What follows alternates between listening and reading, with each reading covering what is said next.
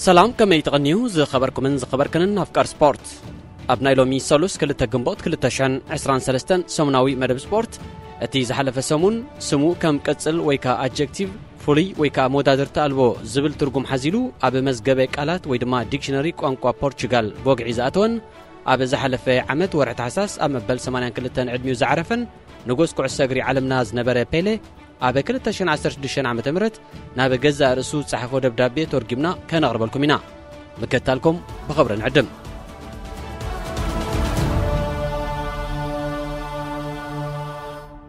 سنيل كاسمع سدرخا كابترس كوراسيوس نابا كال جزاوتي كغيرون كلو نايديخا كالسي كيترسع حموش عمت زعدميو هتسان قولعا كوان تقونكا نخالتسي ولاديت كاغن كترسعن أي قبا كان انت دارسع كاين هيوتك من البات كالستفلي هيوت خوني خيليو نسخان سدرخان باورو نابستبالت نيشتي كتما كتقعزيهم نباورو مغيري خا مغنيات أبو خايو مغنياتو أبو خا باورو أتليتيكو مستبالت كلابيز زاوت أباورو سدرخا ترابيتي زلوهم نسخان حوغان بحبار أبعاد عراتيهم تحدرو أزي وترو متشو كوانتا زي كونه بسالو أجن نسخان حوخان زفاتو تختنفا سعروخ كتكون يغم أبكرم بيتكم حمد الحسان تزي كوينو سعر زبال يلن زيا فلاميت ميداخا كونيا كالوت بزحات عبيت ميداتات كسعبين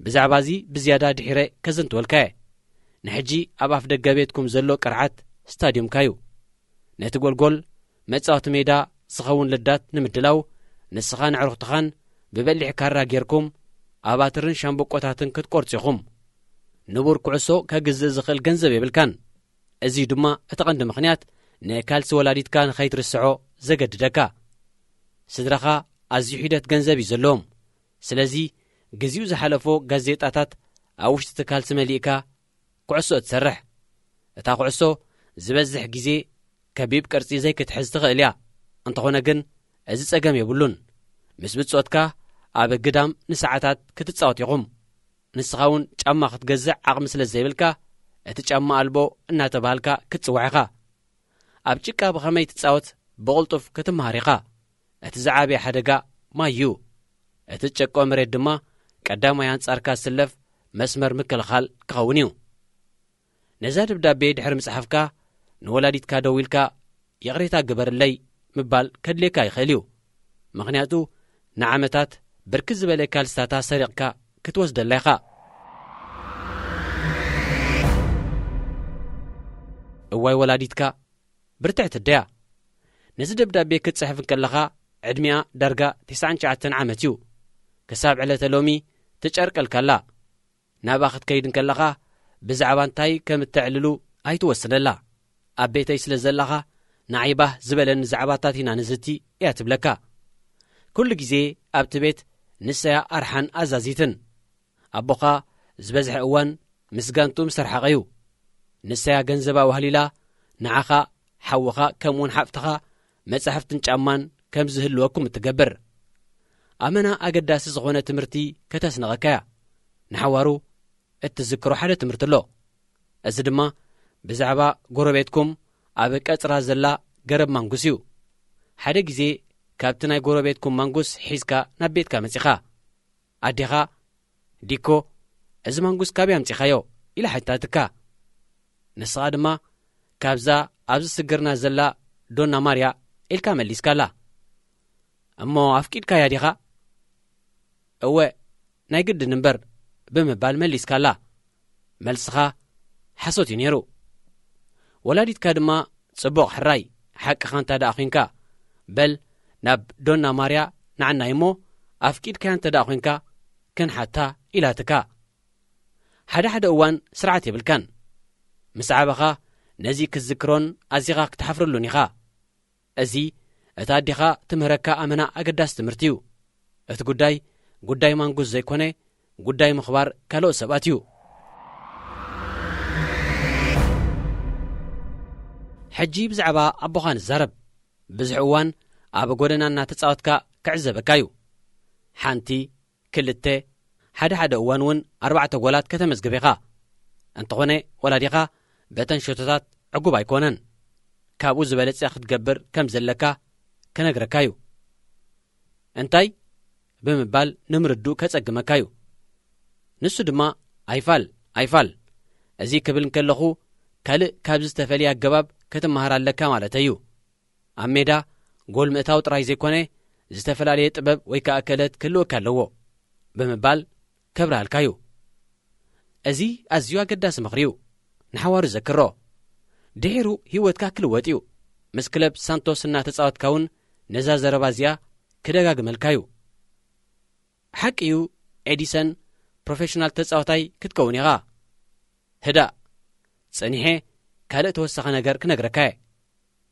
ብድሕሪ ግጥም ወላዲኻ ሓደ ክልተ ግዜ ዝኸውን ንደቂ ጋንታኻ ብግቡእ ኩዕሶ ኣይቐበልካዮምን ስለምንታይ ክብለካዩ ኣቦ 4-1 ኢና እኳ ተጻዊትና ብምባል ምስ መለስካሉ ንሱ ድማ ደጊሙ ጨማቲ ክትከውን ኣለካ ካብዝን ላዕሊ ክትከውን ትኽእል ኢኻ ክብለካዩ ርኢኻ ኣቦኻ ናይ ውድድር መንፈስ ዘለዎ ሰብ እዩ ሓደ እዋን ኣብ ሓደ ግጥም ብርእሱ 5 ጎላት ኣመዝጊቡ ነይሩ እዚ ኣብ ብራዚል ክብረ ወሰን እዩ ኣብ ስታድየም ማራካና ብመንገዲ ፍጹም ቅላዕ መበል 1000 ሸቶኻ ምስ ቁጸርካ መላእ ዓለም ነዛ ህሞት ክትዕዘባ ደው ክትብል እያ እዚ ካብ ኣምላኽ እትወሃቦ ህያብ እዩ እቶም ተዓዘብቲ ነይቲ ክለብ ይድግፉ ብዘየገድስ እቲ ሃዋህው ናይቲ ስታድየም ዓብ ጽምብል ክኸውን እዩ ንስኻ እውን ጽዋእ ክትቅበል ኢኻ ብርክት ዝበሉ ኣሳል ክህሉ እዮም እዚ ኣብ መጻሕፍቲ ታሪኽ ክስነድ እዩ ኣብዚ ናይ ዝጽምብል እዋን ወላዲኻ ኣነ ኣብ ሓደ ጸወታ 5 ጎላት ብርእሲ ኣእትየ ንስኻ ኸ ነዚ ክትገብር በቒዕኻ ዶ ብምባል ሕሹኽ ክብለካ እዩ ክልቲኹም ሓቢርኩም ክትስሕቑ ኢኹም ኣቦኻ ኣዝዩ ዝተፈልየ ሰብ እዩ ኩዕሶ ንኽትጻወት ዝሓረኻሉ እንኮ ምኽንያት ድማ ኣቦኻ ጥራይ እዩ ድሕርቲ ጫምኡ ክሰቅል ዘገደዶ ማህረምቲ እውን እንተኾነ ንሓዋሩ ከም ብሉፅ ተጻዋታይ ክትቆጽሮ ኢኻ ኩሉ ክትገብሮ ትደሊ ነገራት ድማ ልክዕ ከም ናይ ኣቦኻ ምዃን እዩ 5 ጎላት ብርእስኻ ኣይከተመዝግብን ኢኻ ይኹን ዳ እምበር ማእልያ ዘይብሉ ጎላት ልክዕ ንምዃን 1283 ሸቶታት ከተቖጽር ኢኻ ኣብ መላእ ዓለም ፔሌ ብዝብል ስም ክትፍለጥ ኢኻ ፔሌ መን እዩ ፔሌ ስምካ ኤዲሰን እዩ ወለድኻ ድማ ብስም ኣሜሪካዊ መሃዚ ቶማስ ኤዲሰን እዮም ኤዲሰን ኢሎም ሰሚዮምኻ ኤዲሰን ኣራንተስ ዶናሽሞንቶ ብዝብል ስምካ ሕቡን ከም ዝኾንካ ፈልጥ እየ ሕጂ ኣብ ልብኻ ብፍቕሪ ሓዞ ምኽንያቱ ደጊም ኣይክትጽዋዓሉን ኢኻ ኣብ ክለብ ባውሩ ቢሌ ዝስሙ ሓላው ውልዳት ነይሩ ሓደ እዋን ኣብ ቤት ትምህርቲ ንዕርኽትኻ ብዛዕባ ፔሌ ዘድሓና ቅልዕ ሰሚዕኩም ዶ ኢልካ ተወኪስካዮም ይዕርኽትኻ ብስሓቕ እናፈልሑ ቢለ ይስሙ ፔሌ ይኮነን ክብሉኻዮም ክሕጭጭልካን ፔሌ እናበሉ ክጽውዑኻን ክጅምር እዮም እዚ ኣመና ከነድረካዩ ሓደ መዓልቲ ምሕር ክትቈጣዕን ክትባእሶምን ኢኻ ብሰረዚ ካብ ቤት ትምህርትኻ ንኽልተ መዓልታት ክትስጐግ ኢኻ ወላዲትካ ብዛዕባ ዝምስ ሰምዐት ኦይ መስኪናይ ክትብለካያ ካብዚ ዕለት እዚ ንድሓር ንዘንቲ ዕለት ፔሌ ብዝብል ስም ክትፍለጥ ኢኻ እንተኾነ ግን ነቲ ኤዲሰን ብዝብል ስም ዝጽዋዕ ቈልዓ ኣይትረሳዕዮ ወትሩ ካብ ልብኻን ኣእምሮኻን ኣይተውጻዮ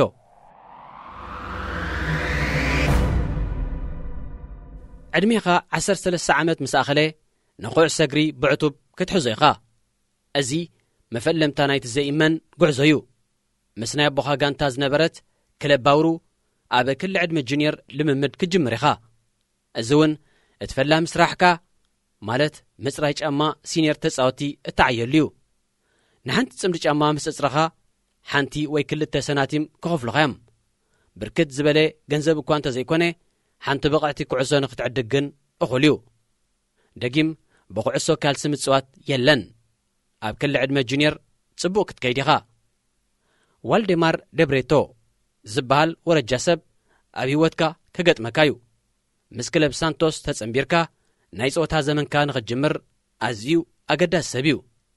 ነተህቦኻ ድሕሪ ምዕዛቡን ምድህሳሱን ከዓ ፔሌ እምበረ መጠን ሃብሮም ፕሮፌሽናል ተጻዋታይ ክትከውን ከም እትኽእል እምንቶ እዩ። እንተኾነ ግን ብሉጽ ኢልካ ከይትሓስብ ኣምላኽ ኢልካ እውን ብፍጹም ኣይትሕሰብ። ኣታውን ተዳ ረኺብካ ገለ ክፋሉ ንመጻእ ክኾነካ ዓቅቦ ሽጋራን ካራሜላን ምዕዳግ ኣይትጀምር። እቲ ናይ ባውሩ መንእሰይ ኮንካ ክትቅጽል ኣለካ ክብለካ እዩ። ነዘን ቃላት ዘክረን፣ ምኽንያቱ ኣብ መበል 15 ዓመት ዕድሜኻ ፕሮፌሽናል ተጻዋታይ ክትከውን ኢኻ። ብርግጽ ንስኻ ንእሽተ ኢኻ። ኣብ ክፍሊ መቐየሪ ክዳን ክለብ ሳንቶስ ንመጀመርያ ጊዜ ምስኣተኻ ደቂ ጋንታኻ ሳእኖም ክወድዩ ክትዕዘብ ኢኻ። ተመሲጥካ ኢኻ ዘለኻ። ንሶም እኹላት ሰባት እዮም። ቁፅሪ ማልያኻ ምስ ተዓዘብካ ቁፅሪ 10 እያ። ኦ ኣምላኸይ ኣብዚ እንታይ ዝገብር ዘለኹ ኢልካ ነብስኻ ክትሓታ ኢኻ። እዚ ዝኽሪ እዚ ንዘንቲ ዕለት ኣብ ኣእምሮኻ ክቕረጽ እዩ። ዳይሬክተር ናይታ ክለብ ንዓፔሌ ክንሰኣል ስለ ዝኾንና ማልያኻ ልበሶ ክብለካ እዩ። ብርክት ዝበለ ናይ መብራህቲ ማሕታታት ኣሎ። ንስኻ ድማ ዕባራ ስለ ዝኾንካ እታ ማልያ ኣብ ሰብነትካ ምስ ኣተወት ኣመና ተስሕቕ ክትከውን እያ። እቲ ዳይሬክተር ድሕሪ ጽባሕ እዚ ስእሊ ኣብ ጋዜጣ ክሕተም እዩ ክብለካ እዩ። ንስኻ ድማ ነቦኻ ማልያ ቁፅሪ 10 ክለብ ሳንቶስ ለቢሴ ተሳኢለ ፈትዮምን ኣለዎ መስለኒ ክትብሎ ኢኻ። እወ ሕጂ እውን እንተኾነ እቲ ናይ ባውሩ ንእሽተይ ወዲኻ ዘለኻ።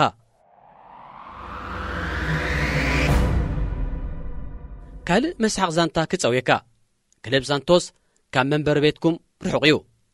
ካብ ባውሩ ናብ ርእሰ ከተማ ሳኦ ፓውሎ ብባቡር ናይ 5 ሰዓታት ጉዕዞ እዩ። ብድሕሪኡ ብኣውቶቡስ ናብ ሳንቶስ ንኽትበጽሕ ካልእ ልዕሊ 2 ሰዓታት ከድልየካ እዩ። ኤዲሰን ደቃሲ ትኹን ዝንበቡ መጻሕፍቲ ትዳሉ።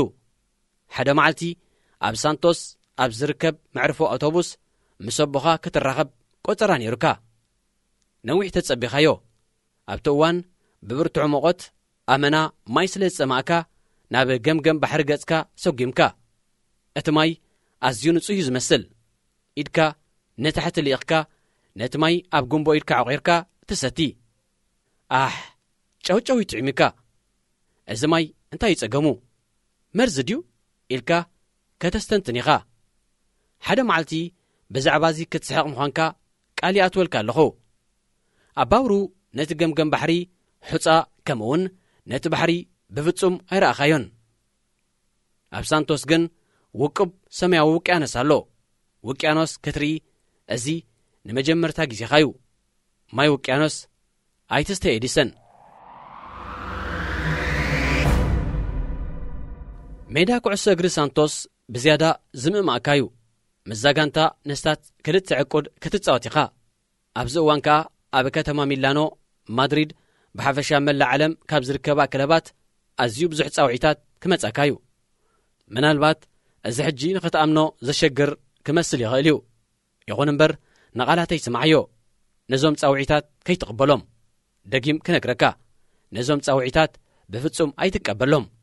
ኣብ ህይወትካ ናብ ካልኦት ሃገራት እትኸደሉ ካልእ ዝተፈልየ ዕድላት ክህልወካ ምዃኑ ቃል ይኣትወልካ። ንምንታይ ኢኻ ካብ ሳንቶስ ክትወፅእ? ፒኤክስ ንልብኻ ቀረባን ፍትውን እዩ። ንስኻን ብጾትካን ንክለብ ሳንቶስ ኣብ ብራዚልን ደቡብ ኣሜሪካን ጥራይ ዘይኮነ ኣብ መላእ ዓለም ሓንቲ ካብተን ኣዝየን ብሉጻት ጋንታታት ክትገብርዋ ኢኹም። እዛ ጋንታ ኣብ 1962 ኮንቲኔንታላዊ ስሉስ ጽዋእ ክትግፍጥ እያ። ብርክት ዝበለ ክብርታት ሻምፒዮን ብራዚል እውን ክትጎናጸፍ እያ። ኣብ ፈቕዶ ኩርና ዓለም ክትጓዓዝ ከምኡውን ምሕዝነታዊ ግጥማት ክትጻወት ኢኻ።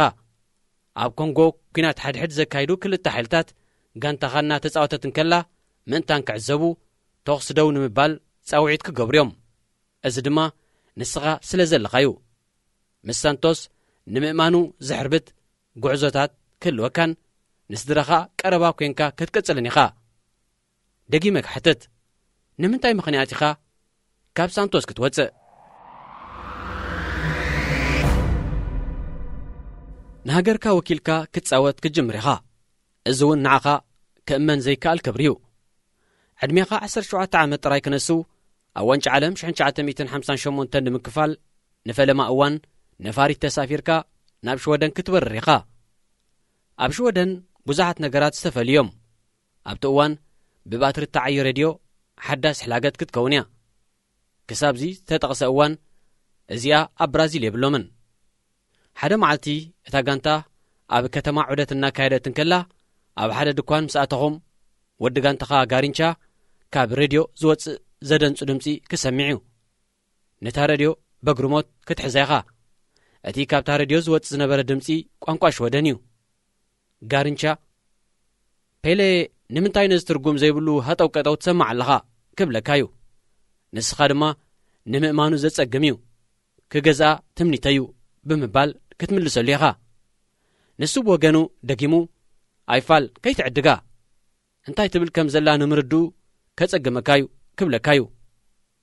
ጋሪንቻ እታ ሬድዮ ናብ ዓድኻ ምስ ኣምጻእኻያ መስመር ፈነውኣ ናብ ቋንቋ ፖርቹጋል ክትልውጦ ከም ትኽእል ኣይፈለጠን።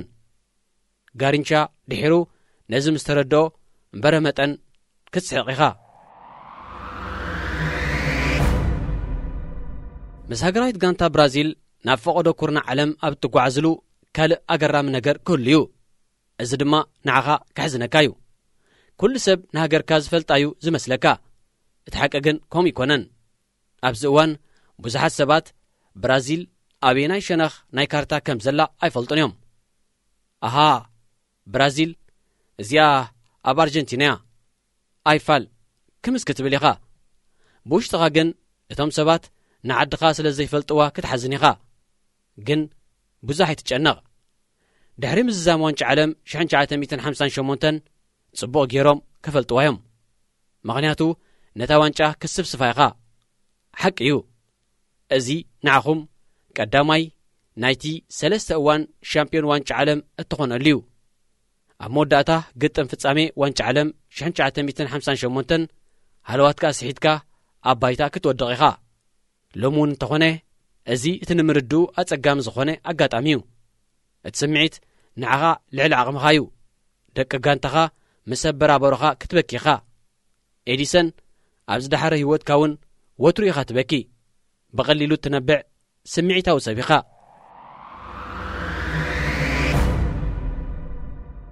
ዋንጫ ዓለም ምልዓል ንዓኻ ጥራይ ዘይኮነስ ንሃገርካ እውን ሕልሚ እዩ።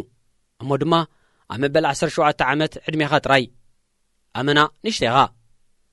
ኣብ ታሪክ እዚ ስፖርት ከዓ እቲ ብዕድመ ዝነኣሰ ሻምፒዮን ዋንጫ ዓለም ክኸውን ዝበቕዐ ተጻዋታይ ክትከውን ኢኻ። በዚ ዓወት እዚ ንኣምላኻ መስግን። ምኽንያቱ ኩሉ ግዜ ንእሽተይ ኮንካ ኣይክትነብርን ኢኻ። ኣብ 1970 እውን ደጊምካ ክትነብዕ ኢኻ። ምኽንያቱ ንመወዳእታ ግዜ ኣብ ዋንጫ ዓለም እትስለፈሉ እዩ። እዚ ፍልይ ዝበለ ንብዓት እዩ። ብዓይኒ ስምዒት እዚ ብዝያዳ ከቢድ እዩ። ኣምላኽ ንኽሕግዘካ ክትልምኖ ኢኻ። ኣብዚ ናይ መወዳእታ ዕድልካ ክትሰዓር የብልካን። እንታይ ክስዕብ እዩ ኣይነግረካን እየ። ገለ ነገራት ዋላ እውን ድሒርካ ከተብሮም ኣይክእልን እዩ። ናይ ሳንቶስን ሃገራዊት ጋንታ ብራዚልን ዘመን ፀወታኻ ምስ ኣብቅዐ ኣብ ኣሜሪካ ትጻወተሉ ፍሉይ ዕድል ክህልወካ እዩ። ኣብ ዝኾነ ቦታ ናይ ኣሜሪካ ዘይኮነ ኣብ ኒውዮርክ ምስ ኮስሞስ ዝተባህለት ክለብ። እዚ ዕድል ከም ልጠካ የብሉን። ነቲ ፀወታ ኣብ ኣሜሪካ ንምስሕፍሑን ምዕባይን ኣገዳሲ እዩ።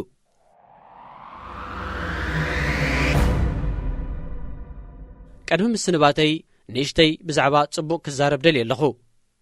ኣብ ዘመነ ፀወታኻ ብዙሕ ጽቡቕ ነገራት ክትዕዘብ ኢኻ። ሸቶ ቕፂርካ ሓጐስካ ንምጽምባል ናብቲ ህዝቢ ክትጐይን ከለኻ ገጽ ሰባት ብንብዓት ሓጐስ ክሕጸብ ክትርኢ ኢኻ። እዚ ጋጣሚ እዚ ንህዝቢ ማዕረ ክንደይ ኣገዳሲ ከም ዝኾንካ ዘርኢ እዩ። ልዕሊ ኩሉ ግን ንዘለኣለም እትዝክራ ሓንቲ ፍጻሜ የላ። ኣብ 1968 ኣብ ኮሎምብያ ኣብ ሓደ ግጥም ክትጻወት ኢኻ። ኣብ መንጎ ፀወታ ወዲ ጋንታኻ ኮቲንዮን ሓደ ኮሎምብያዊ ተጻዋታይን ክበኣስዮም። ብዙሓት ተጻወቲ ነቶም ብእሳት ንምግልጋል ክጐዮም። እቲ ባእሲ ምስ ሃደአ ዳኛ ቀይሕ ካርድ ክመዘልካ እዩ። ንስኻ ኸዓ ኣይፋል ኣነይ ተባእስኩን ክዓርቕ የፈቲነ ክትብሎ ኢኻ። ይኹን እምበር ዳኛ ካብ ሜዳ ንኽትወፅእ ከገድደካ እዩ። ትርኢትካ ምስ ኮቲንዮ ስለ ዝመሳሰል ንስኻ እናተሓናነቕካ ይመሲልዎ።